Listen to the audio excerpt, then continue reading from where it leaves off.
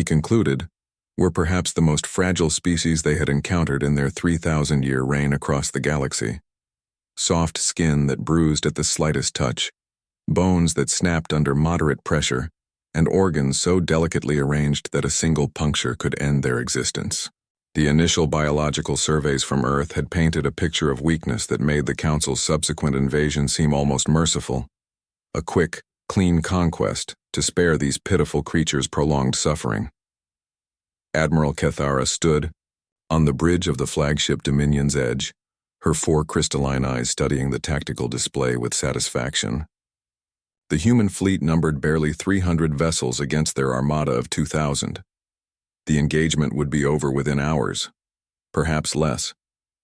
Her species had evolved on a world where survival meant developing diamond-hard exoskeletons and redundant organ systems.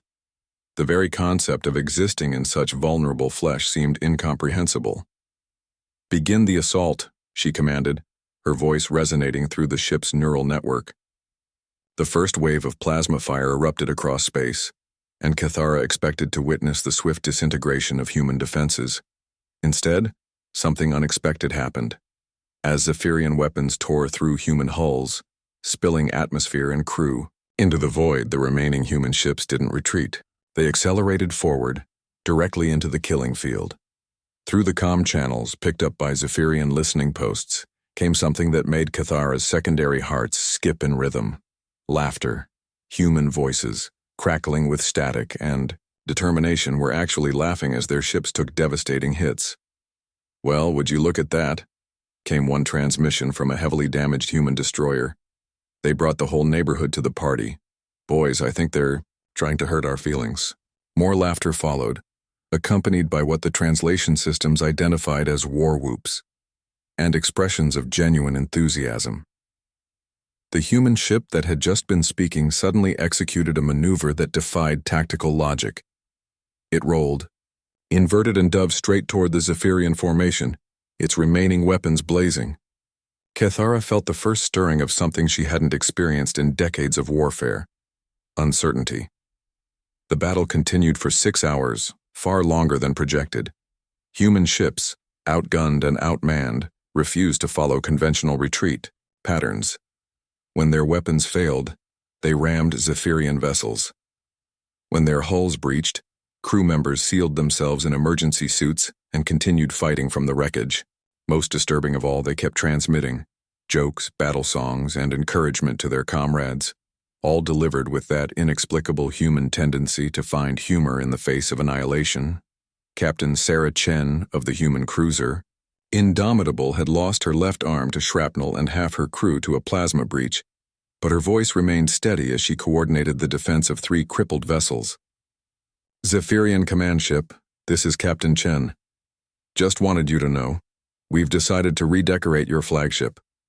Hope you don't mind the new holes we're about to add." The Indomitable was running on emergency power, listing badly to starboard, but it was accelerating directly toward Cathara's position. The Admiral ordered evasive maneuvers, but Chen anticipated every move with an intuition that seemed to border on precognition. "How do they do this?" whispered Tactical Officer Zephlin, his usually steady voice cracking. "They should be dead. Their ships should be debris. Why do they keep fighting?" Cathara had no answer. In Zephyrian culture, warfare was a calculated exchange of force and strategy. When defeat became inevitable, surrender followed logically. These humans seemed to operate on entirely different principles. As the Indomitable closed to ramming distance, Cathara could see through the viewport the human bridge, exposed by battle damage. Captain Chen was there, blood streaming down her face, her remaining hand gripping her command chair. And she was smiling, not the rictus of madness or the grimace of desperation, but a genuine expression of joy. In that moment, Cathara understood her fundamental error.